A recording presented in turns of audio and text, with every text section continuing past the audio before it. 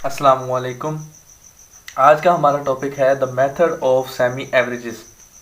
तो हम क्या कर रहे थे, हम एनालिसिंग द सेकुलर ट्रेंड कर रहे थे। तो उसमें हमारे पास ये सेकंड मेथड है।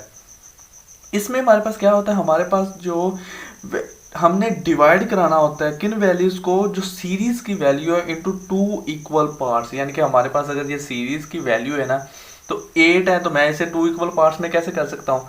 ठीक है, एक 4 का पार्ट बना दिया मैंने, फिर एक 4 का पार्ट बना दिया, तो ये तो टू इक्वल पार्ट्स में हो गया। अगर हमारे पास वैल्यूज होती ऑड, यानी कि अगर मेरे पास यहाँ पर 9 वैल्यूज होती, मैं यहाँ पर वैसे आपके लिए एग्जांपल लिख देता हूँ कि यहाँ पर 85, 97, 100, 90, और उसके बाद में मेरे पास एक और यहाँ पर वैल्यू होती, यहाँ पर मैं कह देता 91, फिर 83, 105, 112, 120। अब देखें, अब यहाँ पर मेरे पास 9 वैल्यूज हैं, तो इस जब हमारे पास 9 वैल्यूज आ जाए, 7 आ जाए, 11 आ जाए, तब हमने कैसे इसे टू इक्वल पार्ट्स में करना है। तब या तो आप ये वाली जो हमारे पास मिडल वैल्यू है, या तो आप इसे क्या कर दें, एलिमिनेट करवा दें, या तो वैसे यहाँ पर देखें ऐसे ख़त्म कर दें। ठीक है, न्यू पार्ट जब आप बनाएंगे तो या तो आप इसे ख़त्म कर दें, या आप क्या करें कि आपने जो न्यू पार्ट बनाने हैं टू, उसमें आपने क्या करना है, इसमें भी 91 ऐड कर दें और इसमें भी 91 ऐड कर दें। ठीक है, दोनों के अंदर आप 91 ऐड कर दें, तो इसको आप इस तरह भी करेंगे। अगर आपके पास वैल्यूज ऑड में होगी, फिर वो आपकी मर्जी है, आप एलिमिनेट करना चाहते हैं या आप उसे क्या करना चाहते हैं, ईच हाफ के अंदर आप उसे ऐड करना चाहते हैं। तो इसमें हमारा नेक्स्ट पॉइंट क्या होता है, इसमें हमारे पास अब देखिए, हमारे पास अब टू पार्ट्स बन गए हैं। तो आपने क्या करना है, जो आपके पास ईच पार्ट बना है, ये वाला और ये वाला, इन दोनों के आपने क्या करना है, आपने इनकी एवरेज लेनी है। तो आप क्या करेंगे, इनकी एवरेज वैल्यू आप फाइंड करने लगे हैं, किसकी, average of the value in each part. हर एक पार्ट की आपने क्या करनी है, दो पार्ट की आपने एवरेज वैल्यू फाइंड करनी है, और वो जो एवरेज वैल्यू आपके पास आएगी उसे आपने क्या करना है, अपने रिस्पेक्टिव मिड पॉइंट के सामने आपने उसे रखना है। अगर मिसाल के तौर पर अगर इसी की मैं एवरेज निकालूं, तो इसका मिड पॉइंट क्या बनेगा, यहाँ पर ये सेंटर पर यहाँ पर बन रहा है और यहाँ पर बन रहा है। तो अभी मैं आपको लिख के बताता हूँ इसको। अब हमने क्या करना था, अब हमने जो हमारे पास ईच पार्ट के अंदर वैल्यूज पड़ी हैं उनकी एवरेज लेनी थी। जब आपने एवरेज लेनी थी, एवरेज के लिए आपको पहले टोटल लेना पड़ा, टोटल के बाद में आपके पास जितनी नंबर ऑफ वैल्यूज थी, अब अगर इस पार्ट की कर रहे हैं तो आपके पास 4 थी, तो आपने 4 पर डिवाइड करना है, इसकी भी 4 है तो 4 पर डिवाइड करना है, जाहिर बात है। अब देखें, यहाँ पर हमारे पास एवरेज आ गई, तो एवरेज जो है वो आपने कहाँ पर रखनी है, उनके अगेंस्ट आपके पास जो उनका हमारे पास क्या होगा, मिड पॉइंट होगा, उनके सामने आपने रखनी है। ठीक है, इस पार्ट का आप देखें मिड पॉइंट कहाँ पर बन रहा होगा, यहाँ पर कहीं बन रहा होगा, तो मैंने यहाँ पर लिखी है। देखें, तो ना यहाँ पर है इसके बराबर है और ना इसके बराबर है, इन दोनों के क्या है, सेंटर में है। इस तरह आपने नीचे वाले को भी लिखना है। अच्छा, अब हमने क्या करना है, पहले हम देख लेते हैं कि हम ओरिजिनल डाटा जो हमारे पास पड़ा हुआ है उसके मुताबिक मैंने क्या करी, मैंने जो ग्राफ है वो ड्रा करता हूँ। तो मैं अगर ये वैल्यूज़ को, ये देखें ज़रा,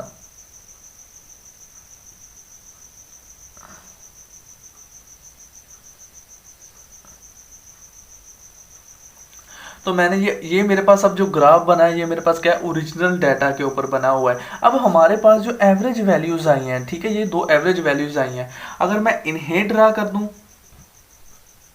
जो ओरिजिनल वैल्यूज का ग्राफ आया है उनके ऊपर, यानी कि अब देखिए मेरे पास एक 93 है, तो 93 कहाँ पर है, 93 यहाँ पर इनके, यानी कि सेंटर में मैंने कहा था ना, इन दोनों के सेंटर में पड़ी है, तो ये 93 जी यहाँ पर है। चलें, अब दूसरी वैल्यू मेरे पास कौन सी है, 104, 105, तो इन दोनों के दरमियान है ये, यानी कि यहाँ पर पड़ी है, ये कहाँ पर पड़ी है, 105, 105 यहाँ पर है।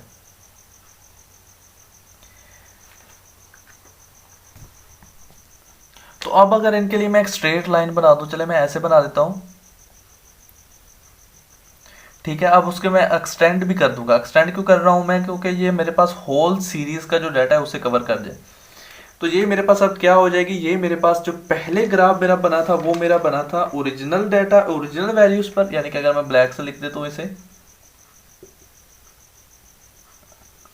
ओरिजिनल वैल्यूज, और जो नीचे वाला मेरा बना है वो मेरे पास क्या है, अब मेरे पास ये सेमी एवरेज, मेरे पास ये ट्रेंड बन गया है।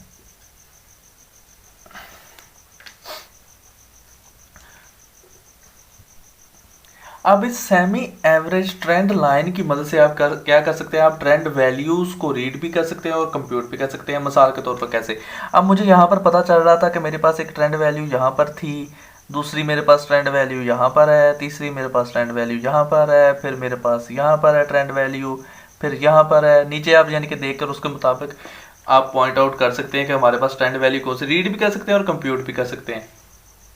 तो इसके हमारे पास क्या है, अब कुछ नुकसान भी हैं। तो हम ये देखते हैं कि हमारे पास इसके डिसएडवांटेज क्या है। पहले तो आप ये देख लें कि हमारे पास ये सिंपल एंड क्विक है, ठीक है, सिंपल भी है और क्विक भी है। आप देख सकते हैं आपने कितनी इजीली इसे कर लिया। बस आपने क्या किया, सिर्फ आपने दो पार्ट्स बनाए हैं डाटा के, उसके बाद में आपने उसे एवरेज लिया और उसके बाद में आपने उसे प्लॉट कर दिया है।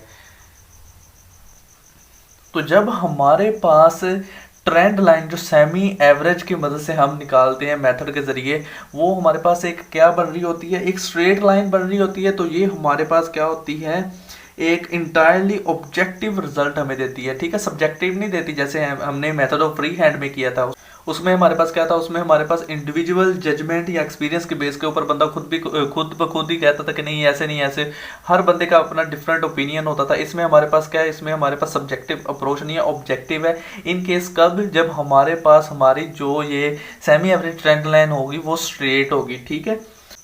अब इसके कुछ डिसएडवांटेज भी हैं, मैंने आपको पहले ही बताया। तो इसके डिसएडवांटेज क्या हो सकते हैं, देखें, एक तो हम क्या निकाल रहे हैं, हम अर्थमेटिक मीन निकाल रहे हैं। तो अगर मेरे पास यहाँ पर वैल्यू फ़र्ज़ किया है कि पड़ी होती एक वैल्यू यहाँ पर 500 अगर आ जाती, चले 500 आ गया, तो देखें अब एक्सट्रीम वैल्यूज़ की वजह से या मेरे पास यहाँ पर 10 आ जाता, तो extremely high extremely low value आएगी। तो उसकी वजह से आपका रिजल्ट क्या होगा, बहुत ज़्यादा आपका, आप देखें अब अगर आप मीन निकालेंगे तो वैल्यू बहुत ज़्यादा चेंज हो जाएगी। हो सकता है कि ये ग्राफ की लाइन ही आपको कुछ इस तरह की दे दे या इस तरह की दे दे। तो यहाँ पर तो आपके पास डाटा वैल्यूज़ भी नहीं पड़ी हुई, तो इस तरह आपके पास क्या होगा, आपका आंसर जो है वो गलत आ जाएगा। यानी कि आपके पास जब अब नॉर्मली स्मॉल और लार्ज वैल्यू होगी तो आपका आंसर क्या होगा, अफेक्टेड होगा उससे। उसके अलावा अगर आप देखें तो हमारे पास जब ये हमारे पास कर्व बिल्कुल यानी कि लीनियर हो, बिल्कुल स्ट्रेट हो, या हमारे पास थोड़ी सी हमारे पास क्या हो, ये ऐसे नियरली लीनियर हो, यानी कि हमारे पास बिल्कुल स्ट्रेट ना हो, बस थोड़ी सी ऐसे हो, तो ये हमारे पास तब तो ये बिल्कुल ठीक है, क्योंकि हमने दो पॉइंट्स लेने हैं। आप देखें हमारे पास कर्व भी थोड़ी सी ऐसे बन रही है। अब ये हमारे पास क्या है, ये हमारे पास थोड़ी सी कर्व बन रही है, लेकिन हमारे पास या अगर मैं दो पॉइंट्स यहाँ पर ले लो, तो उसने चले इसे तो उसने ऐसे ड्रा कर दिया। लेकिन अगर वो थोड़ी सी शेप उसकी थोड़ी सी और ऐसे हो जाएगी, तो देखें यहाँ पर उसके अगर मैं दो पॉइंट यहाँ पर और यहाँ पर बन रहे होंगे, तो उसने ये डाटा तो कवर किया ही नहीं होगा। तो अगर तो आपके पास इन केस हमारे पास ये सूटेबल कब होती है, जब हमारे पास ट्रेंड लीनियर हो या लीनियर हो। जब हमारे पास कर्वी हो जाएगा तब हमारे पास मेथड ऑफ सेमी एवरेजेस नहीं काम आएगा, सूटेबल नहीं होगा। तो आज का हमारा टॉपिक इतना ही था, आज के लिए इतना ही। अल्लाह हाफिज़।